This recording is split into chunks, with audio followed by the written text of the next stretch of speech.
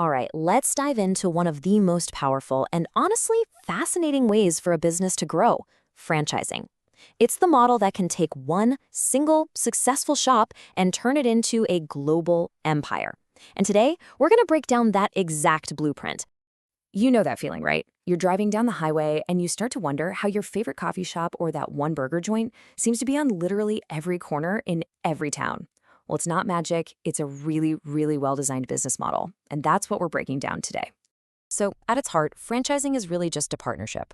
On one side, you have the franchisor. That's the original company with the great idea. They license out their proven blueprint for success. And on the other side, you've got the franchisee. That's an entrepreneur who pays to get access to that blueprint, the brand name, all of it. And right there, that's the first big trade-off. You give up some creative freedom for a much clearer, safer path to success.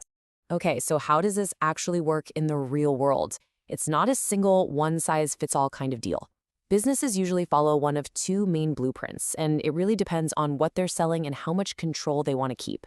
And this distinction is absolutely critical. On the one hand, you have the product and trademark model. Just think of a local car dealership. They get the right to sell Ford cars and use the Ford logo, but that's about it. But then you have what most of us think of when we hear the word franchise, the business format. This is the complete business in a box. We're talking fast food, motels. The franchisee gets the entire operating system, from the marketing plans all the way down to the supply chain. Let's start with the simplest way this is all structured. It's the individual franchise agreement. This is a super straightforward one-to-one relationship. The main company sells the rights for one single location to one franchisee. It's clean, it's simple. But from there, the model can really start to scale up. Next, you have an area franchise agreement. This is where a single franchisee, usually someone with more experience, gets the rights to open and run multiple stores within a specific territory, like a whole city or maybe even a county. And this right here shows the top tier, the master franchise agreement.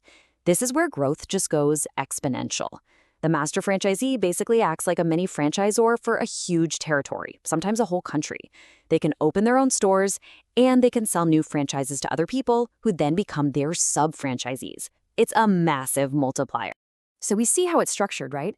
But now, let's flip the script. Imagine you're the one with that original successful business. How do you actually turn your amazing idea into a system that someone else can copy perfectly?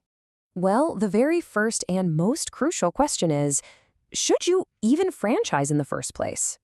I mean, take this comparison. A Burger King is pretty standardized and easy to copy. You can write a manual for almost any situation. But a Walmart? It's gigantic, it's insanely expensive to build, and it's way too complex for a typical franchisee to run. This just goes to show you that not every great business is actually built to be a great franchise. Now, if your business model does fit, the path to becoming a franchisor is intense. It is not just about having a good product.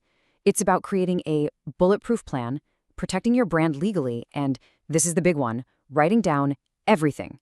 Your entire operational playbook has to be put into these detailed manuals so that a complete stranger can run your business exactly like you do. Okay, let's switch hats again. We know how the system gets built, but what's it like for the person who's buying in?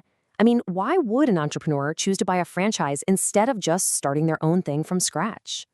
The appeal is really powerful. You're buying a business, yeah, but with a dramatically lower risk of failure. You get a proven playbook, you get instant brand recognition, and you get a massive support system for training, for marketing, for operations. You know, they often say you're in business for yourself, but not by yourself. That's franchising. Of course, this proven system isn't free. There are two main costs you need to understand. First is the upfront franchise fee. Think of that as your one-time ticket to join the club. Then, after that, you'll pay an ongoing royalty fee, which is usually a percentage of your sales. And that pays for all that continued support and the right to use the brand name. This brings us to a super important insight. Franchisors are extremely protective of their brands. They are not just looking for someone with a big checkbook. They want partners who can follow the system precisely. And why is that? Because the brand's entire value is in its consistency. A maverick entrepreneur who wants to experiment might sound cool, but in this model, they're actually a risk to the whole network.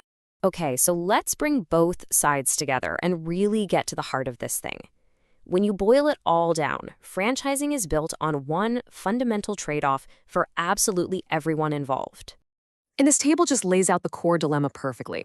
For the franchisor, the upside is massive. You get rapid expansion using other people's money, and you have these highly motivated owners running the stores.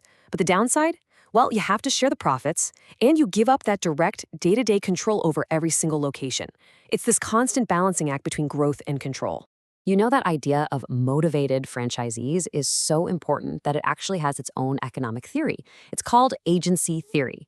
And it basically argues that an owner, the franchisee, will almost always be more committed and work harder than a salaried manager, simply because their own money is on the line.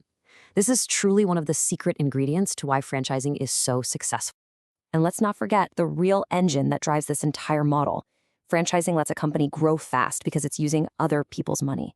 The franchisees are the ones providing the cash to build and open the stores, and that allows the brand to expand at a speed it could never, ever achieve on its own. So, this all leaves us with the ultimate question, doesn't it? Is franchising the fastest path to building a business empire? A brilliant way to leverage the passion and the capital of other people? Or is it a risky bargain where you end up giving away the keys to your kingdom just for the sake of speed? The answer, as we've seen, really lies in the blueprint itself.